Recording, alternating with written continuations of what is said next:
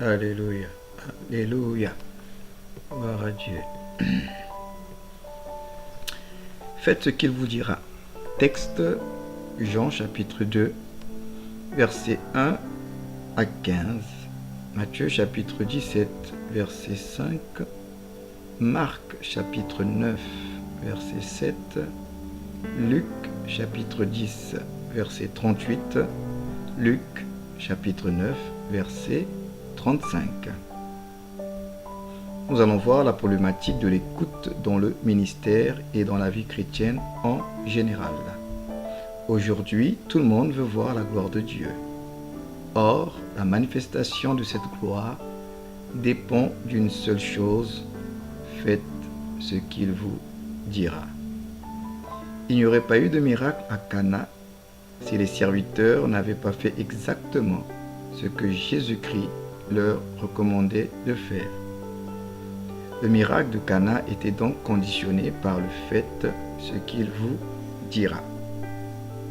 Lors de la transfiguration, Dieu a rappelé aux disciples qu'avoir Jésus à leur côté n'était pas suffisant pour voir la manifestation de sa gloire. Sa présence était une chose, sa manifestation en était une autre. Dieu a rappelé aux disciples que l'écoute des paroles de Jésus donnait un sens et du poids à sa présence. Ainsi, servir sans écouter peut être très frustrant. Tel a été le cas de Marthe, sœur de Marie et de Lazare. Marthe s'est mise à faire beaucoup de choses pour Jésus sans l'avoir au préalable écouté. Par contre, Marie, sa sœur, a opté d'être au pied du Seigneur pour l'écouter d'abord. Mais au fait, qu'est-ce que c'est l'écoute? Qu'est-ce que c'est écouter? Écouter vient du grec akouo, qui veut dire entendre, considérer ce qui a été dit, tenir compte de ce qui a été dit, obéir à ce qui a été dit. Ainsi, l'écoute est la base de tout service pour Dieu. Un serviteur n'agit pas de son propre chef.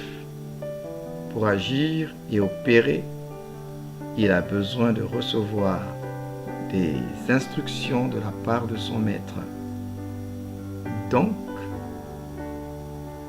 il n'y a pas d'action véritable sans écoute véritable.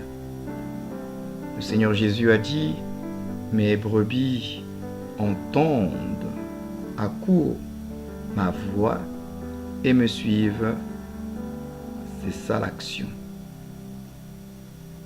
La parole que nous écoutons déterminera et orientera nos actions.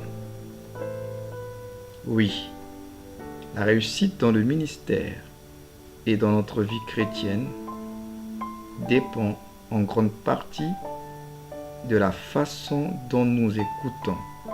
Alors, qu'est-ce que nous écoutons et comment traduisons-nous cela par nos actes?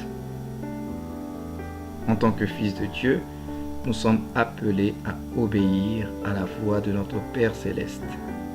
En tant qu'épouse du Seigneur, nous sommes appelés à nous soumettre à la parole de notre époux.